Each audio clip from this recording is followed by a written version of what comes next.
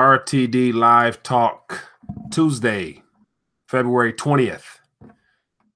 How's everybody doing this evening? Looking forward to having some good conversation and to find out what's on your mind and what's happening in the economy. Let's talk about, we got a lot of things to talk about. We got the Stockton, California situation being the first state or first city rather to really want to push that UBI or Universal Basic Allowance.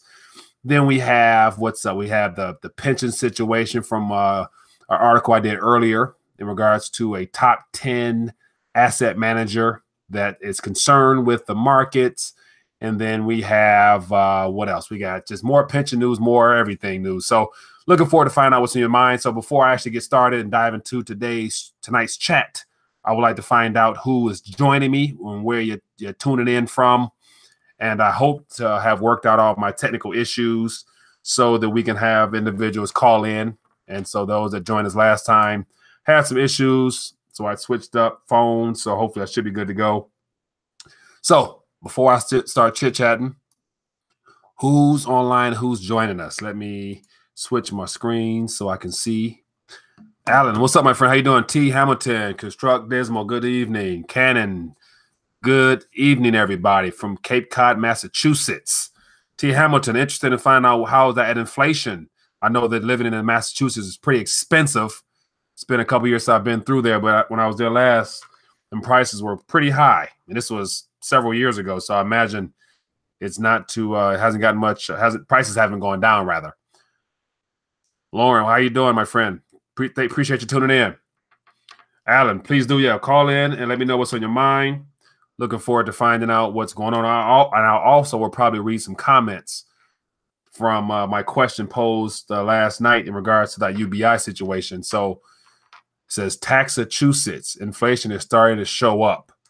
Give me an idea of where inflation might be showing up that's probably not something that most people would know about. Like we mostly know about probably cost of living, rent, things like that, food, but yet anything else that you Massachusetts are experiencing inflation-wise that us here in the Midwest, for example, may not be familiar with. Share with me that. I would love to find out.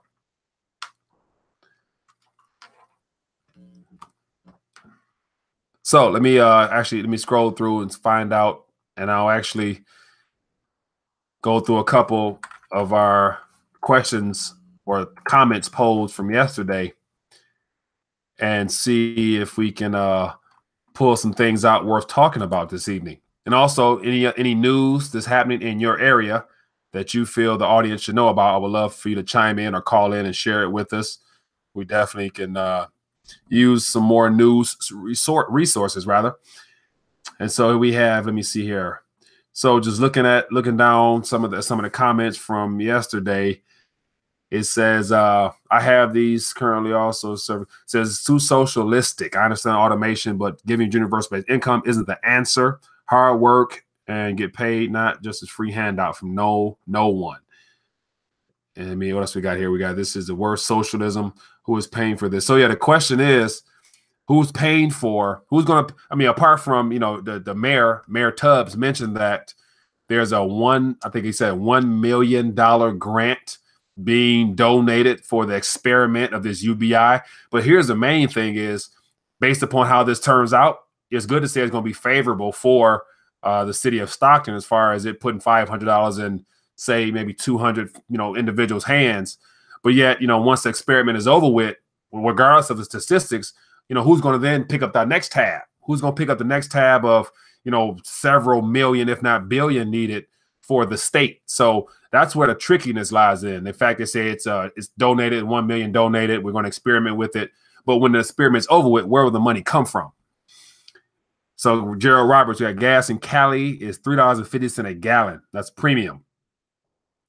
And they'll factor in, I think we got a 25% tax hike that's probably coming. So probably add 25 cents on top of that to pay for infrastructure, and probably a little bit is going to go towards that wall that our president wants to add. Says, I've raised rents on my apartments 15% this year. Now, T. Hamilton, like raising rents, definitely, your part, you got costs you have to cover.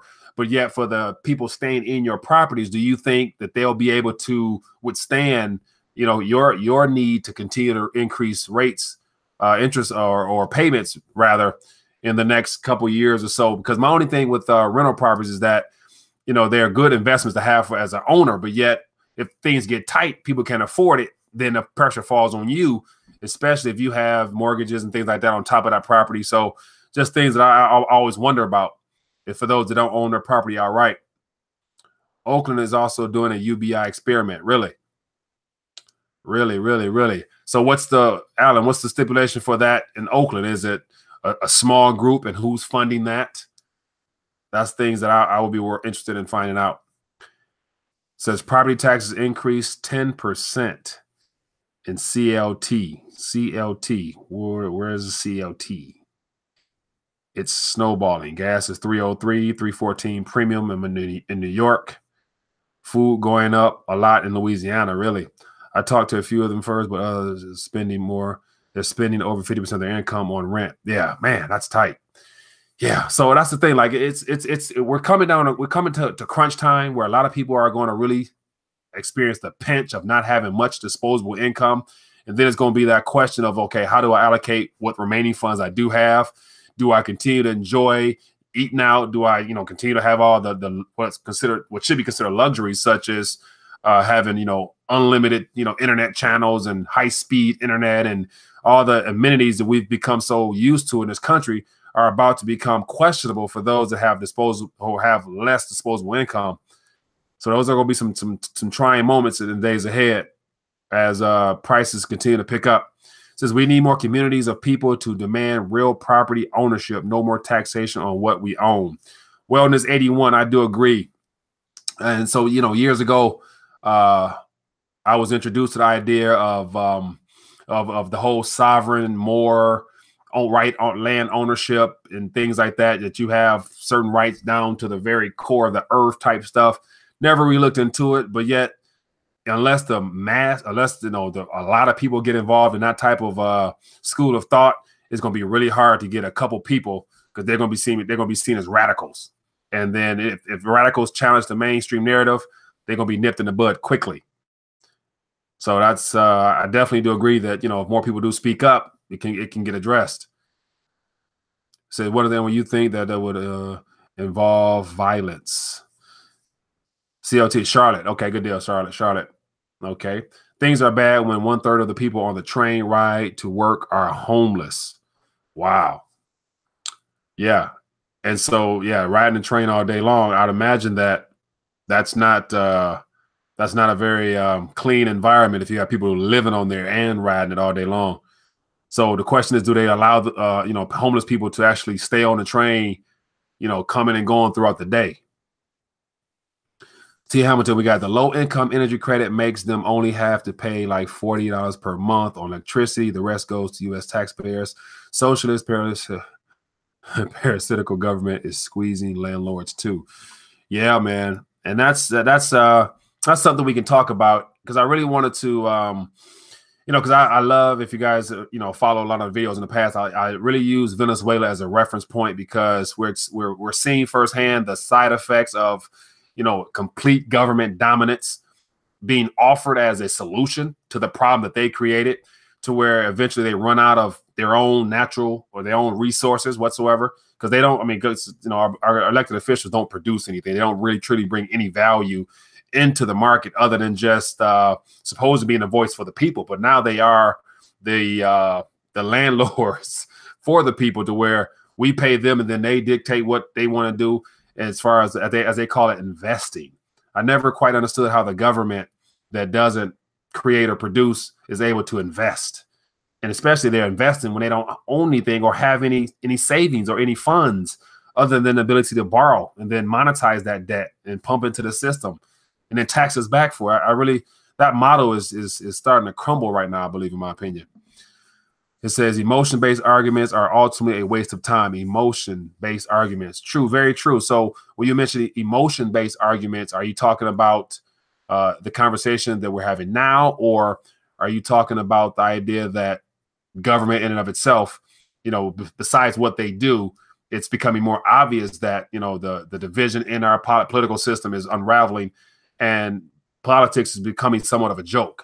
And that's not like, me, being emotional or being, sarcastic, whatever. It's becoming obvious based upon the new administration there and how the Democratic side is viewing him and how the rest of the world is viewing him. And so that's kind of an obvious thing to me. But yet, interested to find out more about what you mean by emotional-based arguments. There's no answer for rising numbers of homeless people here. Government definitely lying about unemployment numbers. Very true.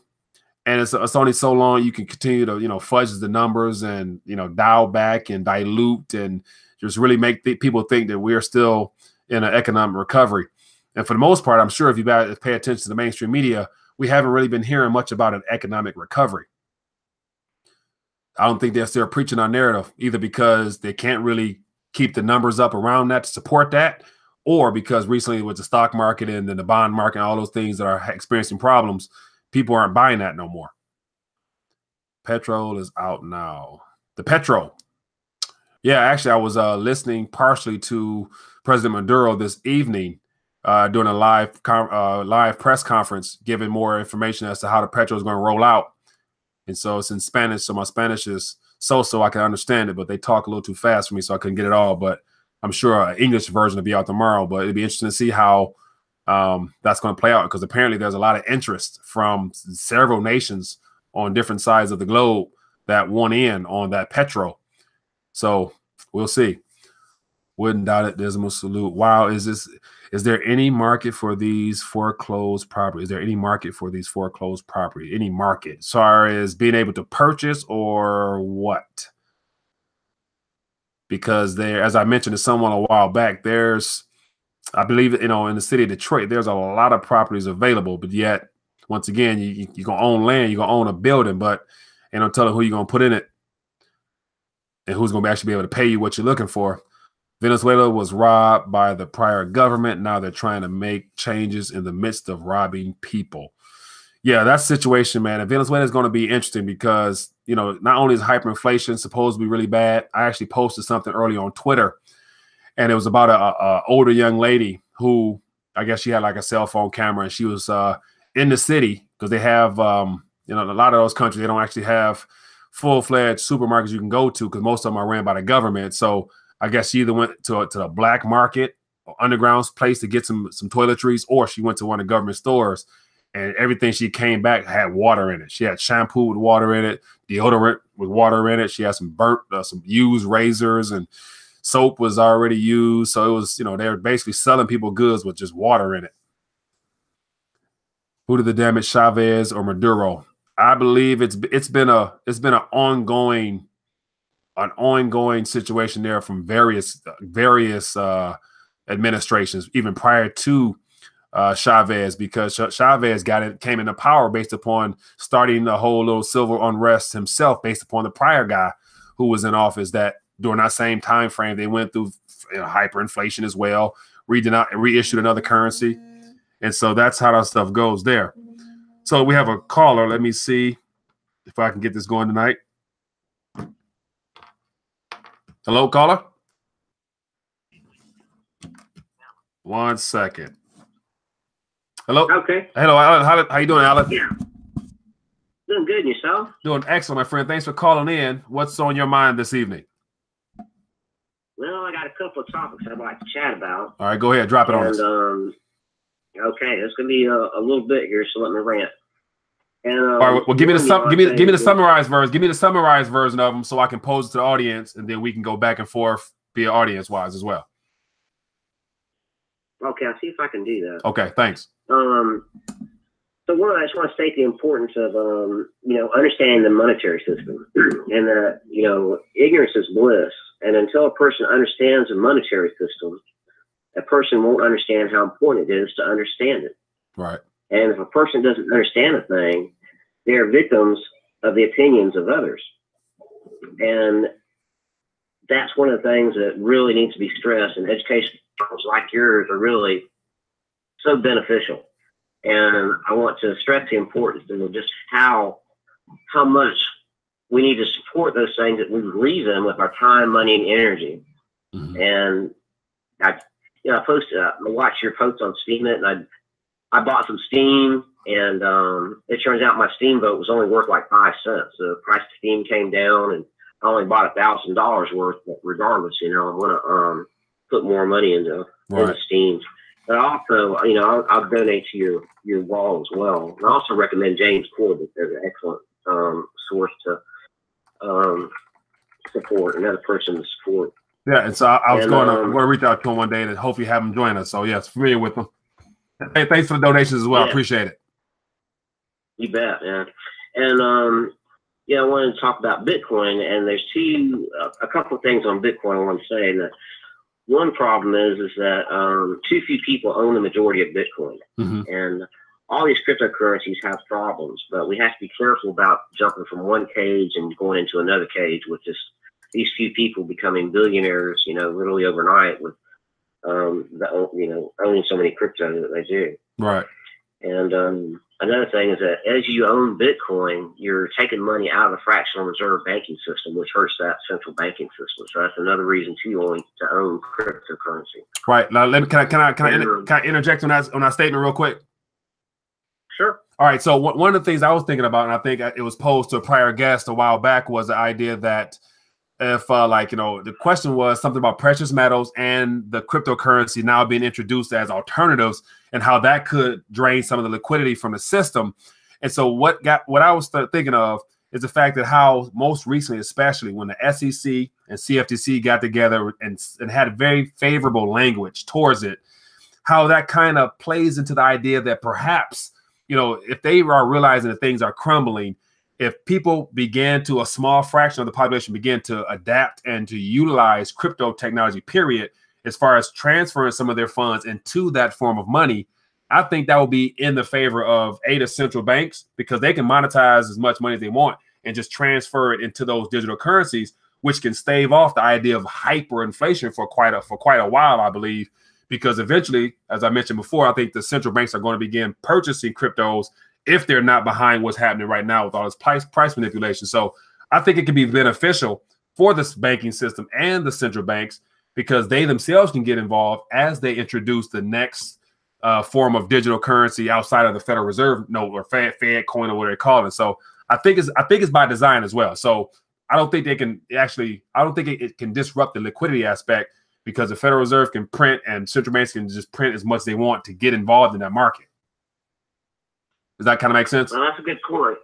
Yeah, it makes sense. And the average person doesn't have that much disposable income to invest, and it probably wouldn't even hurt the central banks anyway. Right. When you got the 3 people in the U.S. who own as much as the rest of the U.S. population, even if the whole U.S. population jumped into crypto, it's just a drop in the bucket compared to what these 3 people in the U.S. own in currency. Right, very true. But on that inflation issue, you really have to look at what is causing the inflation. Whether it's a supply and demand thing, a taxation regulation, or is it caused by increased wages? And if we don't see it being caused by increased wages, we definitely got some problems going on. Right. And the average person is going to get squeezed and squeezed and squeezed. When you have that standard definition of too much money chasing too few goods, is that being a cause of inflation. And that's caused by, the average person having that disposable income to go out there and waste. And you'll see that in like the high price items like art and cars and things like that, where people are paying outrageous prices for a piece of artwork or some rare automobile that, these rich people just got so much money that, they'll just spend just about any damn thing, and they've got the money to do it. So that causes that inflation of that item. But for the average person, we don't have that. Right. And something else to comment was, I said that only a sycophant could be happy in a world where they have so much while others have so little. And that's what I was referring to, where you have these 3 people that own as much as the rest of the U.S. population. And, I think about, if I was a billionaire, what would I do with it? And, I would change the world and make it a better place. But you have these people that own this amount of wealth, and all they're doing is, people with power, all they want is more power. and more wealth. And that's exactly what they're doing. They're not making the world a better place. And you have these Zuckerbergs and Bill Gates and all these guys. They're putting on this good show. They're changing the world with their money, but you don't see it. You know, they just talk about it, but you sure don't see how they're making the world a better place. Right. And I'm sure in their eyes, they have charities and things set up to where they're giving away hundreds of millions of dollars, but yet at the end of the day, it doesn't really reach that many people. So we assume that being a billionaire, I believe you can really make a difference if you wanted to.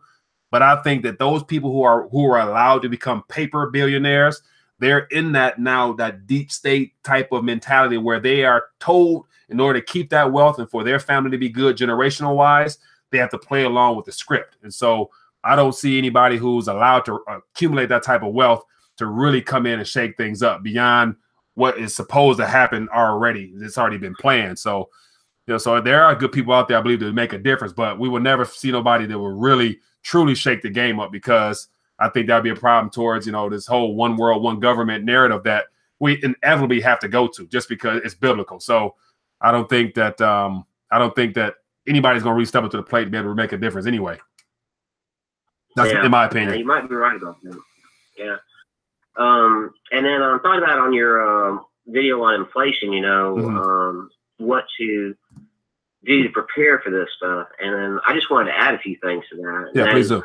To educate yourself well enough to explain it to other people, and support those things with your time, money, and energy. And, what needs to be done in this world can't be done by one person.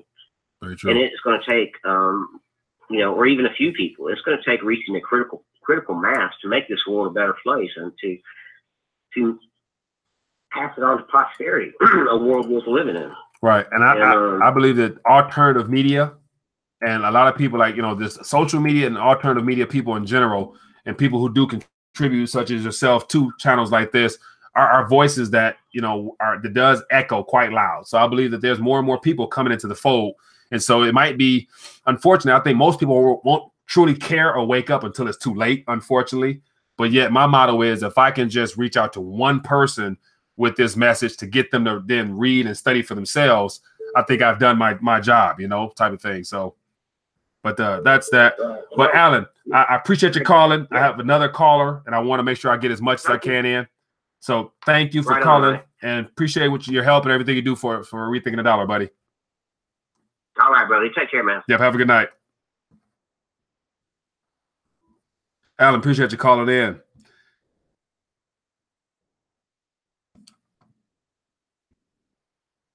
I missed my call, so I'm sorry about that. So if you were calling and I didn't able to switch over, please call back.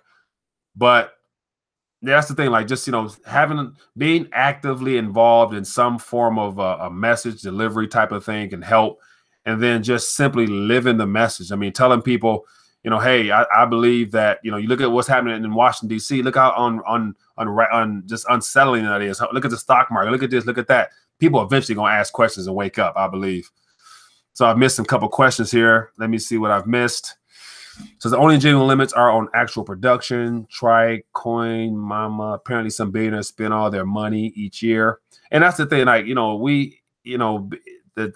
believe it, the billionaire, millionaire, has a certain mindset to it, to where, being people who don't have billions or, heavy millions type of thing, it's easier to say what we would do if we were in their shoes. But yet it's good to say that those people who operate on a different level, to where they are able to give away a good chunk of their wealth, but because it's an ingrained paradigm for them, they could give away $1 million, but then they got so much investments, they can get $1 million tomorrow again. So it could be a repetitive recycling type of thing for them, to where they can make a lot of difference with what they have, but it comes back so easily. So I think that's the benefit of everyone tapping into their gifts and being of value to the world, that you'll have unlimited opportunity to always be able to earn something. So let me see. Anybody else want to call in? Feel free to do so. I'm kind of behind with the comments here. I think we were talking to somebody asked about cryptos. Said third world country benefit from billionaires somewhat. Yeah, I think that third world countries would benefit from donations, such as the continent of Africa is going to be, I think, a major focal point in the new or the next economic monetary system we are in, because I believe that the Eastern nations such as China and Russia, they're already setting up railways, and they're donating and giving so much money to all those naturally rich countries. And I believe that the next place the people really want to get involved and really want to grow something might be in a country, somewhere in Africa, where if you can get land there, I don't know what the land rights. I believe a lot of countries have it to where foreigners can't own land because the government wants to claim it all. But getting involved with some type of service or business in Africa will be the next generation, because China, Russia, they're all going to, produce for China, produce for Africa. So that's going to be a place where it's going to be a lot of opportunity, in my opinion. And also, I think it was, I think Rick Rule, when I had him on a while back, mentioned how Africa is just so much stuff going on there right now that he's really investing heavy in there. Maybe move to Russia. Yeah, maybe moving to Russia and China definitely will be a good option after, everything settles down, in my opinion. So we have a caller.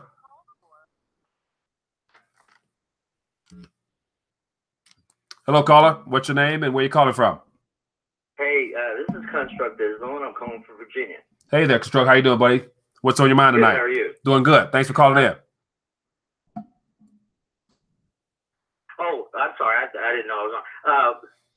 The 400 million Bitcoin deal, was it true or was it a hoax? Because I figured it out at like $11,000 a coin, buying 400 million of them. It came out to like 4.42 times 10 to the power of 12. Is that even possible? Does anybody even have that kind of money? Okay, let's backtrack a little bit. So we said 400 million Bitcoins, or what number was that you threw out there? Yeah, they said that someone bought 400 million Bitcoin. There must have been like, 20 stories on it. And then whenever I did the math, of course, I did it on a little tablet here and everything, and I just figured a Bitcoin at 11,000 a coin, and 400 million of them turned out to be like 4.4 times 10 to the power of 12. And that's got to be in the trillions or something. Okay, so I don't think anybody actually has that kind of money. Okay, so let me, so I just typed in, based upon your statements, 400 million Bitcoin stolen is what popped up. So it looks like $400 million worth of Bitcoin was stolen. And so, well, I think that's a January story. So I'm looking at January 27th. It says hackers stole 400 million from cryptocurrency exchange CoinCheck. And then in January 29th, it says 530 million cryptocurrency heist may be the biggest ever. And so I would imagine whatever we're talking about in regards to these large numbers of millions has to do with some form of heist from an exchange of some kind. And so here, just to skim through it, it says 260,000 cryptocurrency investors was affected by this theft. So this was as of 2-3 weeks ago from CoinCheck.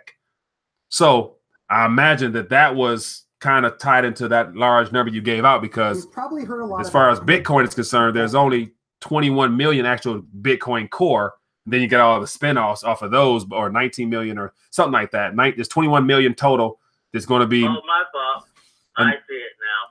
I see it. It's Fortune magazine, February 19th, 2018. Someone just bought 400 million worth of Bitcoin.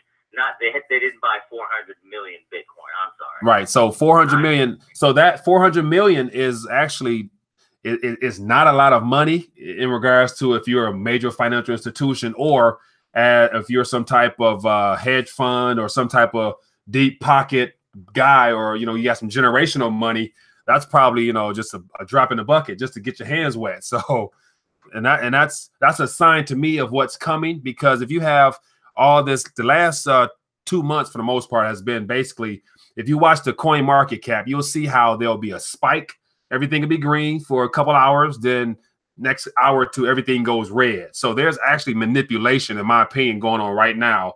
And I'm not sure who's behind it, other than some of the exchanges getting involved on helping the big players get in before this thing really becomes more a mainstream topic. So I believe that there's some institutional money and some deep pocket gentlemen / families that are positioning themselves right now for what might be coming in the months ahead. So I wouldn't doubt if we have a couple more spikes of green and some more deep drops in red. So That's the volatility in this new market. I thought there was supposed to be safety protocols in there to where people couldn't like dump a whole bunch or buy a whole bunch. And nope. I thought it took like quite a long. Well, that's nope. And so watch this. And so because a lot of these exchanges slash companies now that's doing all this ICO stuff, because they're not officially regulated, there's no rules that say they can't really do this, do that. So that's why that was a part of the SEC and CFTC meeting a few weeks ago, how they were talking about they're looking to basically apply a lot of the financial institution regulations to a lot of these companies that's coming out with ICOs to regulate it for there won't be a lot of pump and dump type of things. But as of now, it's kind of open source. That's why a lot of people say it can go to zero tomorrow or it can be $1 million tomorrow, because you never know. So, and that's why I believe that by the end of this year, if this market does take off, there's going to be some laws and some true things put in place to prevent a lot of people from losing money, as well as a lot of people from making money. Because because think about it, a lot of people are going to funnel a lot of paper and digits through cryptocurrencies looking for gains, because the stock market, you ain't going to get in the stock market or the bonds. So people are about to start gambling for real with cryptos. And so the government wants their cut, I'm sure. Sure. And they always have this rumor going around that they're somehow going to ban or make cryptos illegal. And then you hear stories like Arizona wants you to be able to pay your taxes, your state taxes with Bitcoin. Yeah, I saw that. I don't know. Yeah, and so here we go. We have a few states out west, and those states you're referring to are all pro-sound money states. So we have Utah. I think Arizona has some legislation. I think Oklahoma, and I think Texas. So 3 or 4 of those states out there already have legislation on the books saying that, you know, we can now use sound money as legal tender, which is already really is. But yet those are the same states that probably they're looking for ways to give people options. So they're pretty much not anti-government, but they're pro-choice as far as what people can use for, you know, financial investments and whatnot. So which can be adopted by more states as time goes on, hopefully. So just gives people more options, I believe. All right, thank you, Mike. Have a good evening. My pleasure. Thanks for calling in, buddy. That is a good thing. So, you know, regulation with the cryptos is inevitable, because not only will people stand a chance of losing a lot of money, but yet I'm sure they don't want people to make a lot of money in the meantime. So we will see how that goes on. Says these cryptocurrencies may be a fad for a while. What gold is back then? What gold is backing them? What gold is backing them? Nothing but confidence as of now. Confidence and expectation of future gains is what's kind of pushing the cryptocurrency, and also the technology. There's a lot of things that will come through cryptocurrency or cryptography that will be quite useful in the days ahead. So Stacey Williams says, I think Schiff is a realist who reads the chart without the rose-colored glasses. Yeah, he's not too cryptocurrency friendly, even though he admits, I believe, that the blockchain will be useful. So we have another caller.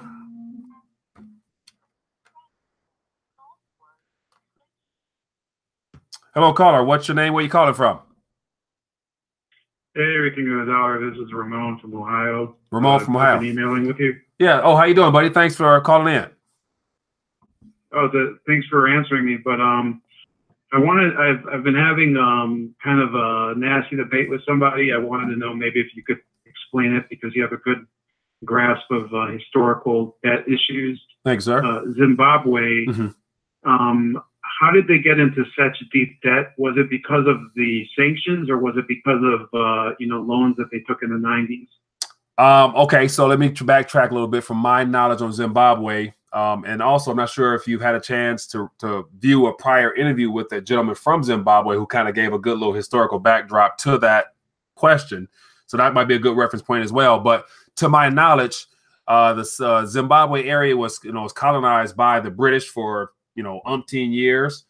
And during the late 60s, 70s, there was a lot of internal conflicts with the people rebelling against the fact that they got tired of white settlers owning the land. So Civil War, all that type of stuff happened where they end up kicking the British out. And then, of course, whenever 1 or 2 people who led the movement takes absolute control, that's when things become very dictator-like and / abusive. And so the government began stealing land from everybody. And then they placed the land in the hands of people who weren't really capable of maintaining things.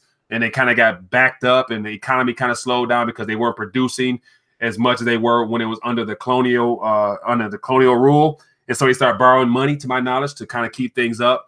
And then the borrowing just got out of hand. And then, of course, to make everyone happy, the government extends social programs. So they start paying for things they couldn't afford. Debt started racking up, and then more promises got broken, and then people got pissed, and then they print money left and right. And then that's kind of history in a nutshell, I believe. So basic. Go ahead. Yeah. So basically, the person I'm arguing with is kind of a Robert Mugabe super fan. Yeah. And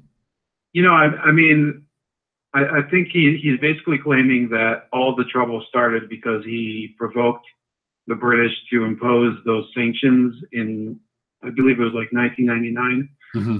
But I'm under the impression that early during that decade, Mugabe himself took out like a huge rash of loans from the IMF and other lending authorities. And part of the reason that he started confiscating farms by force and getting even further into debt was in order to pay some of those back. I'm not sure, 100% sure, but that narrative right there sounds like how this thing usually unfolds. Like with Venezuela, all those nations that reach the point of hyperinflation, it's all because of debt and the fact that they have a limited amount of people willing to lend them money. So they begin printing their way, and it gets out of hand, and they end up getting behind, and all hell breaks loose.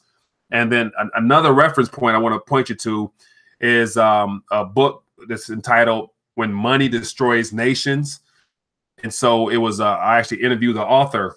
I'm not sure what number he was, but yet his conversation. He's from South Africa, and so he basically wrote a book, giving a whole timeline of his involvement with some friends and some family that was in Zimbabwe during a whole crisis.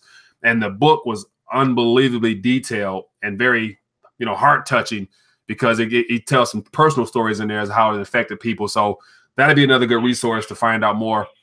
But When Money Destroys Nations, a great book, and I can look it up for you. But it's one of the interviews from a while back, but definitely to help give you some more narrative to the whole Zimbabwe crisis. Okay. Thanks for all the tips. I actually just looked it up while you were talking. Sounds good. So appreciate it. Yeah. Sorry to drag you off topic, but oh, not a problem. I appreciate the call. Yeah. So tomorrow, look forward to seeing. Have a great night. Look forward to speaking with you tomorrow too, my friend. Oh, absolutely. All right. Have a good night. You too. Great question there.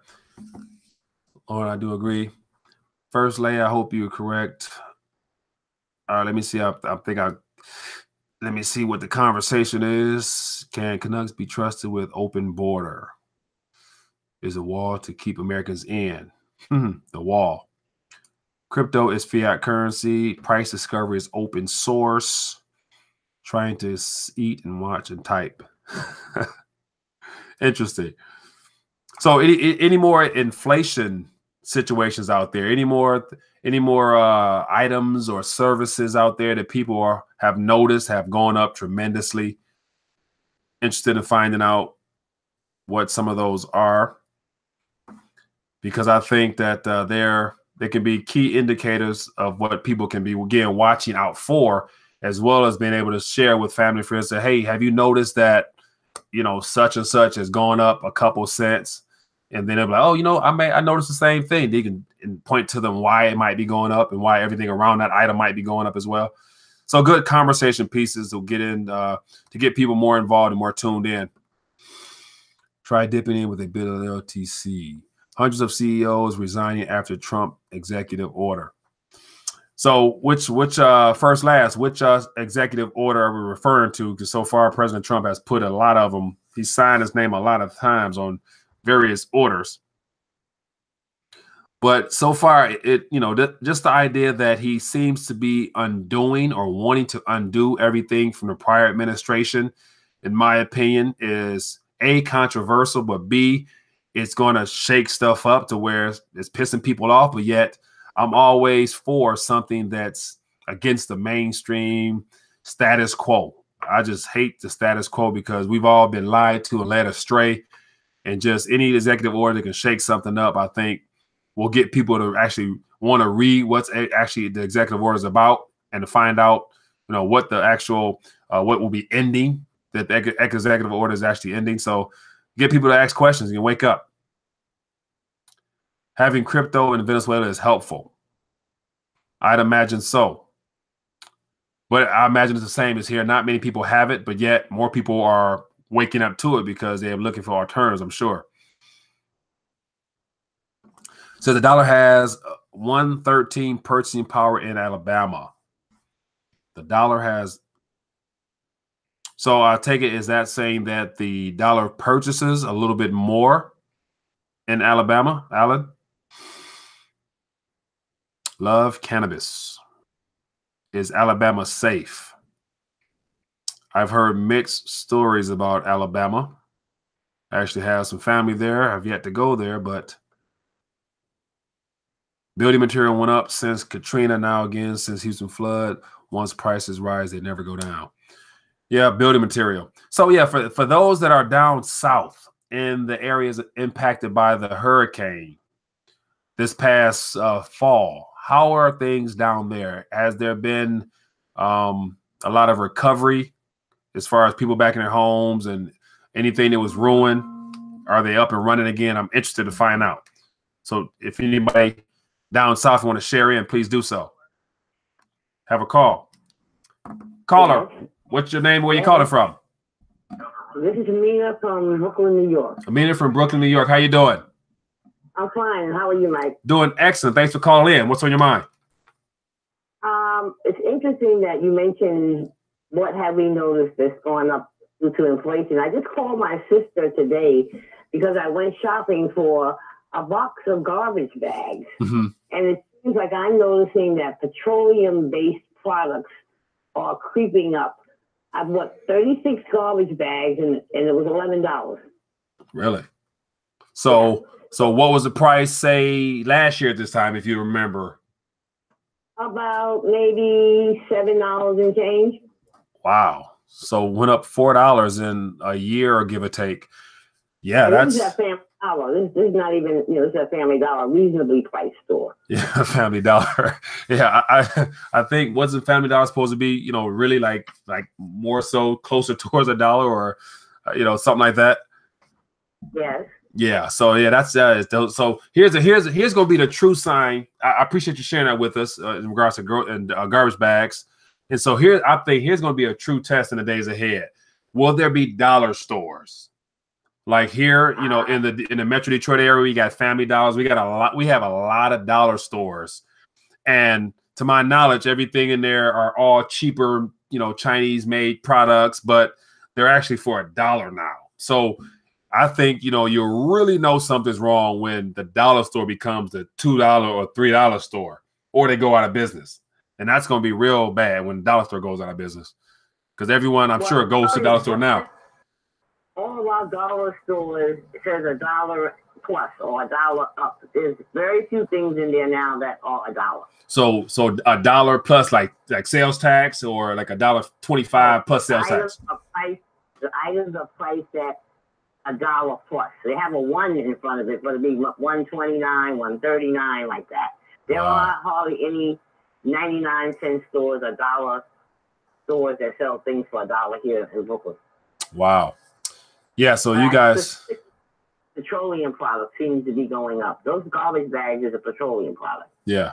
Well, that's definitely that's a good way. Thank you for sharing that with us. That's definitely interesting, because I didn't think about garbage bags. So all of those items. So I wonder, I gotta check the dollar store around here and see if they've added something on top of that, because typically everything usually we have a nice variety of food aisles and down some dollar stores near me, to where you can actually get some pretty decent canned goods and whatnot, all for $1. So, wow. So you guys $1 plus some change. So interesting. So even everything in there, the food items, they're no longer $1.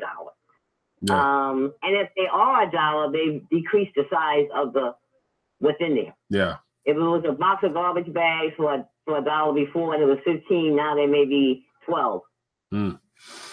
Yeah, that's the other way of covering up inflation. Yeah, I just had that conversation. You know, it's been creeping up slowly over time, but you know, they don't want us to see it all at once, and then we notice it. Yeah. Now, here's another thing. Like, and so what I often tell people, especially my family friends, is like right now, to be honest with you, it some people it might be tough for others, but right now it's probably as cheap as it's going to be for us, or as cheap as it's going to be for a while. So you're absolutely take right. advantage. So I went and bought the bags. Yeah. Yeah. Next time, get a couple of those bags, because so it's unfortunate that, we look at little small items that we take for granted because they've been $1 or cheaper, but yet eventually as those things creep up, it's going to be natural to want to buy bulk. So you're going to want to try to buy 5 or 6 or 7 just to stack up, because you anticipate the price going up pretty soon. So that's how more people will begin to accumulate some things, as well as there'll be shortage of things, because if the price is going to go up, kind of like in Venezuela, I'm sure you clean up the shelf. So yeah. So we might end up having to do something where we post like, some mandatory necessities that we need. If people find it on discount at certain stores, let the audience know so we can go, get a head start and stack up on some things.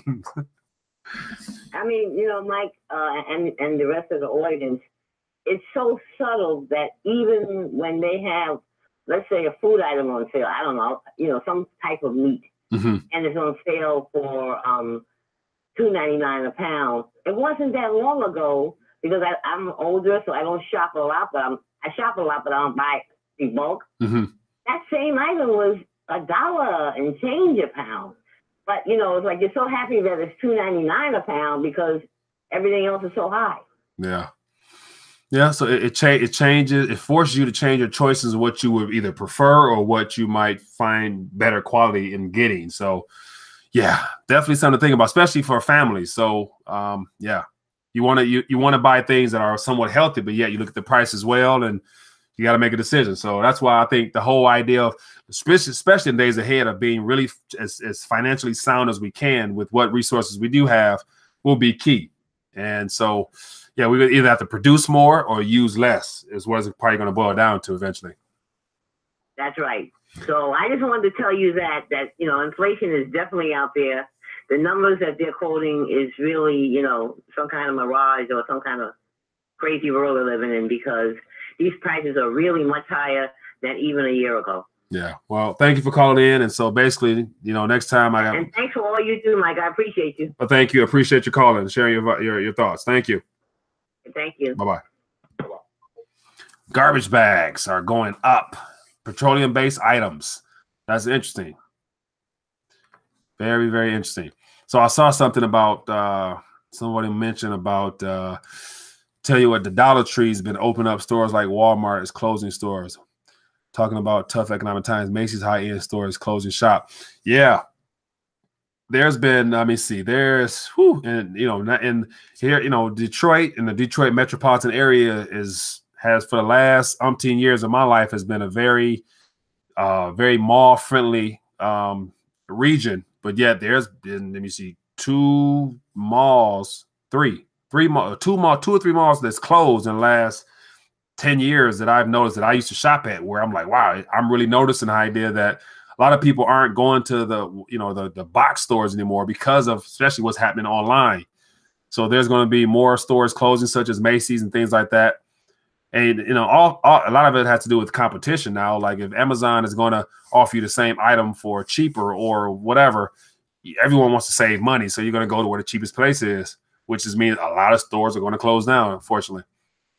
But yet I believe it's all a part of the whole restructuring for the next system as everything shift out east, because they got malls, super duper sized malls that are empty right now, waiting on business to come.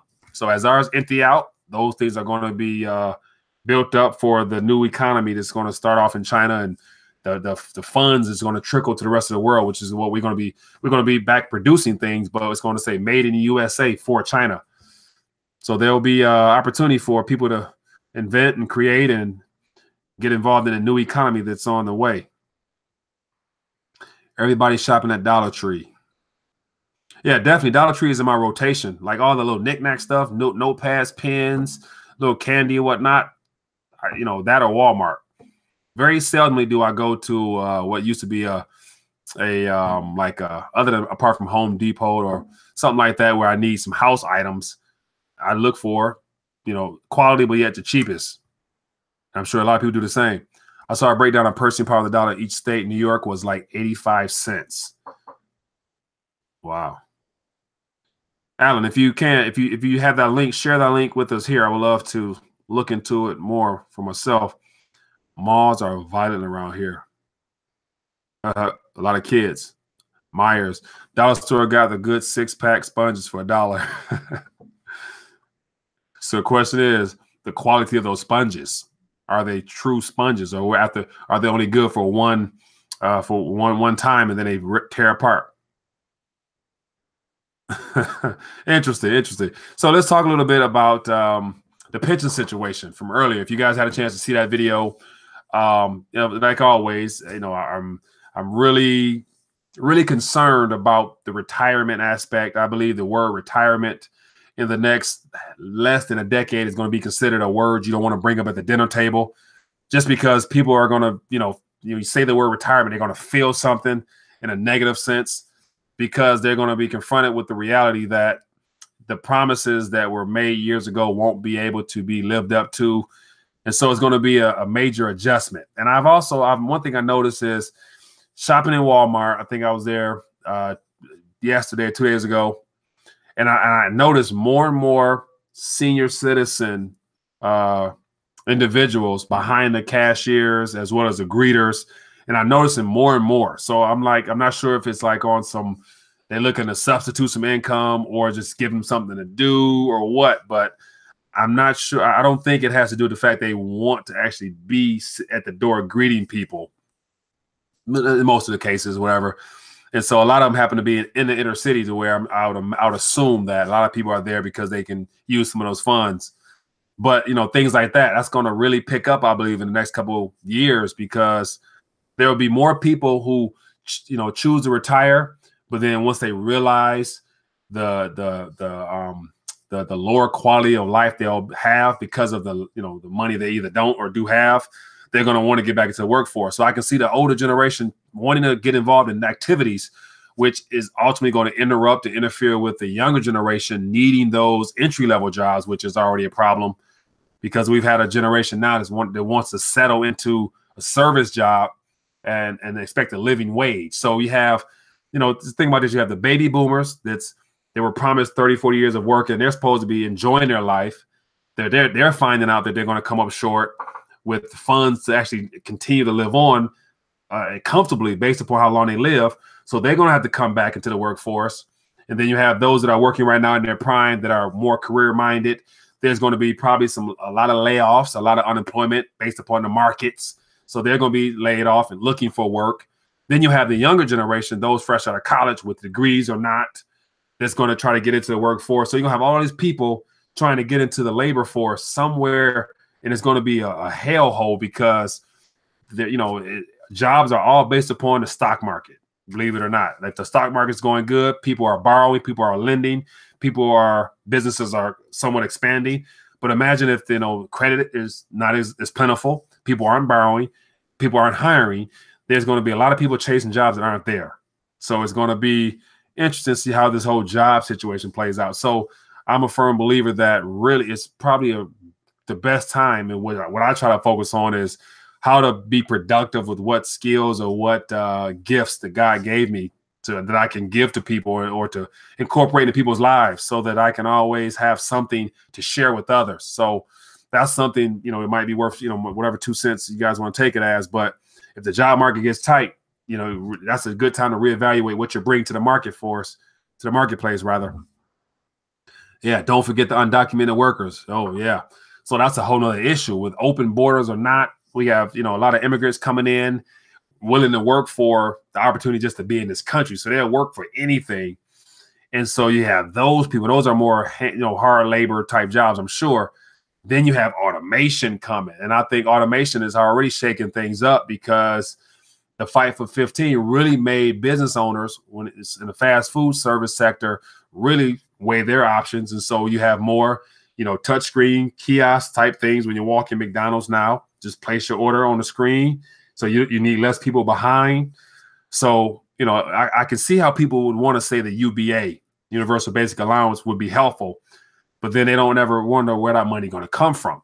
And then, of course, if anything is given to you for free, then the person who gives it to you, they're your daddy. It's like, your daddy going to be able to tell you what, when, and how you can't do what you can't do. So, yeah, just, man, I can go on forever. How do you think China will affect us? Stacey Williams, good question. I think in the next couple of years, basically this next recession or this next market downturn, China is going to officially make it known that, hey, we can no longer support this type of system where you guys have abused your privilege as the global reserve currency. And then, everyone, you'll be able to lay out a real flat out plain as day case for the fact that, we had a market hiccup in 08, 09. It could have been, market ending. They just borrowed. They introduced quantitative easing to the world with 50 billion a month, for umpteen years, 0% interest rates. You have all this asset bubbles being pumped up because of cheap money. So, and then they had to respond because of all the stuff we're doing. So they're in big trouble as well because they got to counteract some of all those dollars we're flooding with. So they got to borrow to buy those things back. So I think China's going to say, hey, enough's enough. Everything is already set. We got the BRICS, we got the AIIB, we got the gold futures exchanges, we got this. Everyone knows that we're sitting on the most gold on the planet. Now let's just get to the table now. Let's really talk how we're going to now lead the world into this new economy with, the United States of America being the producers now, and us as, the Asian and the Eastern world being able to get a chance to enjoy now some of the privileges you guys enjoyed for the last 70 years on the backs of us, referring to Asians and the Indian and every place that has a sweatshop around the world that, imports dollars and exports goods and true services. So I think Chinese will be, it's going to be a shock. And so that's why I don't think the U.S. will be willing to give it up so easily. So we're going to need some type of distraction or interruption. And unfortunately, it always seems to be some type of war. Just like you go back to to how Britain, kind of got dethroned. World War I led to that. And then Germany with the whole World War II situation really exploded it, which really gave us our put us on a pedestal because we had the most gold. So that's kind of probably what's going to happen in my opinion, but who knows between now and then. Says, let me see here. McDonald's is like a diner now. They serve you food while you sit and wait. Really? Yeah, I don't really mess with. I don't go to McDonald's. I don't do McDonald's. After I saw that the hamburger that was sitting around for 20 years or something like that, it still looks fresh. I don't mess with that. And I don't want my kids to eat that stuff either. First, last. This is an interesting concept. AI also good, great tool for the socialist utopian dream. Probably ends in a nightmare. Yeah, automation and just the AI itself is scary because I believe that creating some type of technology that is designed to not be dependent upon human interaction, but can be self-sustaining and self-sufficient in and of itself will only lead to problems because if you just they're creating a monster that has the ability to take on a life of its own. And if it takes on a life of its own, it's going to basically look to weed out those that are liabilities to it. And people will be considered liabilities to it because we can cut it off or cut it on. And, no entity wants to be controlled by anybody. And I'd imagine that if you put that type of control in a robot, it will think and feel the same way. We'll do things to genetic modification. Oh, Alan, good one. Yeah, man. The cloning aspect, that's like technology and science.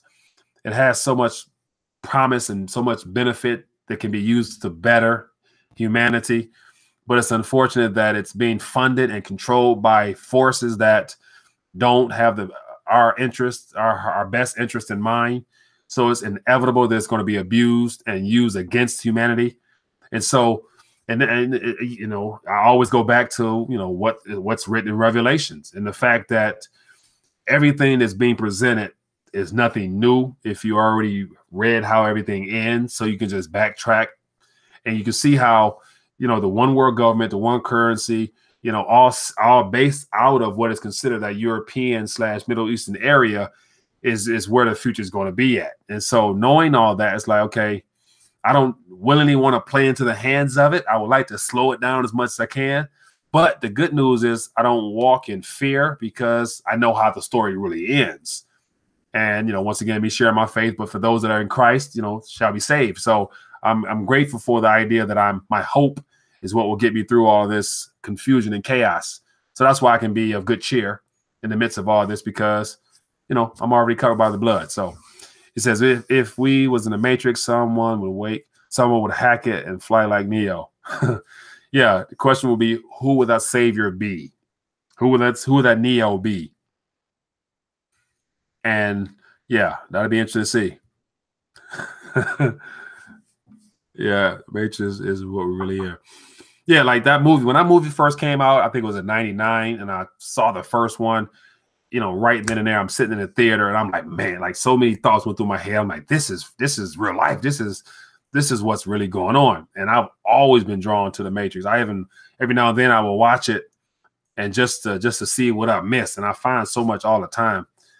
And so it's unfortunate that people will watch the movie and don't see any resemblance or any type of analogies that can compare to, the real world. So yeah, it's interesting. Very, very, very interesting. Right on, bang. Morpheus is the voice. Interesting. So let me ask you guys a question. So now we have, we're in February now. And so we are 2 months into the new year. So share with me your thoughts on how this year is starting off. Is it starting off pretty good for everybody in general, or are there some things that have you concerned to where you're, a little on the fence about the rest of this year, or what? So Michael, do you think we will see freedom in our lifetime? Freedom in our lifetime. So here's the question. How do you define freedom? Because the word freedom to me would basically mean, the ability to live your own life freely without anyone to answer to. And in this life, we're going to have to answer to people that control this paradigm and this system. And so there will never be true freedom externally. But I believe that you can have that internal freedom that, once again, that only comes from, your faith. And in my case, Jesus Christ, who died to set you free, set me free. And so the freedom is going to happen in my mind first. And then based upon his grace and mercy, I believe he'll position some things where I'll experience freedom on the outside, because, he died so that we may have life. And as his word said, have life more abundantly. So when I hear the word freedom, I think about abundant life. And that's what Christ promised to me. So that's what I'm believing for. So yes and no, if that answers your question at all. And so as always, with me, I'm going to try to relate everything back to my faith, just because that's the anchor to which I try to stay sane on. So without that, I'll be one of the doom and gloom guys out here, telling the world's going to come to an end when actually it's not. No property tax. It says, good here to put it, but am I concerned about the world's future? Yeah, you see, the world's future is not looking bright. It's very dark. It's not going to be pretty. And that's, once again, depending on where and how you get your foundation, it's going to get worse before it gets better. So knowing that, I look at it as what kind of difference can I make between now and the time that, my number's up. And so knowing that this thing doesn't end well for those that are outside the body of Christ, it really doesn't affect me that much to where I can't really be that concerned, because I'm excited and anticipating what's the last chapter in Revelations. That's what I'm excited for. Anthony, the petrodollar is failing. It's falling. Countries are using other forms of currency to buy, such as Venezuela petrol. Yeah, so yeah, I'll get on that. So yeah, the petrodollar. As I mentioned earlier, Maduro tonight made some type of public announcement statement type of thing. I was watching it a little bit on RT, the Spanish version. So he was giving more information to it. So I imagine tomorrow more details will be out. But it looks like a lot of countries are wanting in on that. And so it's good to say that Russia and China will support him with that because they themselves are de-dollarizing. So the petrodollar, in my opinion, has already ended.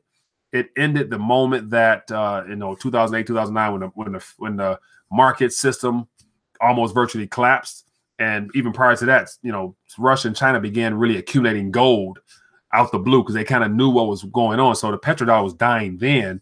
Now the systems and the structures needed to have something as an alternative set up is what they're working on now, and actually finishing up with the yuan gold futures and whatnot, as well as all the investment banks and all those that are part of the new Asian-led infrastructure system. So the petrodollar in and of itself has ended, in my opinion. And so we will never hear about what countries are actually accepting as far as the OPEC nations. We'll never really know what they're accepting, like flat out. But we know that a lot of countries are doing side deals, such as Iran, because they're on the same. Every country's under sanctions. They have alternatives in play, whether it be they exchange for local currencies, which are happening more and more now, like the idea of Pakistan getting away from the dollar. Iran doesn't use the dollar. They use the euro or gold, to my knowledge, or the Russian ruble. So yeah, the dollar in of itself as a international trading tool will be used less and less. But here's the thing. Like always, whenever, statistics come out about, what currency is being used the most, you hear the numbers. They never really change much. They always say the dollar is still being used 75% out of all the currencies. But then, we have the Chinese yuan introduced into the SDR basket. So now that's being, inching up more and more. So over time, the real statistics will eventually come out, but yet we won't know about it. We'll only hear about all the transactions happening. And especially once gold is input back into the equation, who's going to really want paper again? Has anyone read Behold a Pale Horse? I have not read that one. It says, no servants, no master. It is his will. We are already free. I am my brothers and sisters' keeper, a finder of lost children. Fight light, I agree. One has a dark age before the Renaissance. Let us all get to the light. Yeah, the light. Get to the light. The light, the truth. The light is the truth. His name is Christ. Salute, bang. Stacy, we're on the path. Yeah, interesting, man. So we're having some good chit chat. I'm really enjoying this.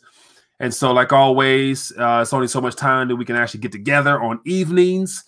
And so it has already been an hour and some change. So once again, I appreciate those that called in to share their thoughts on what's happening in the area.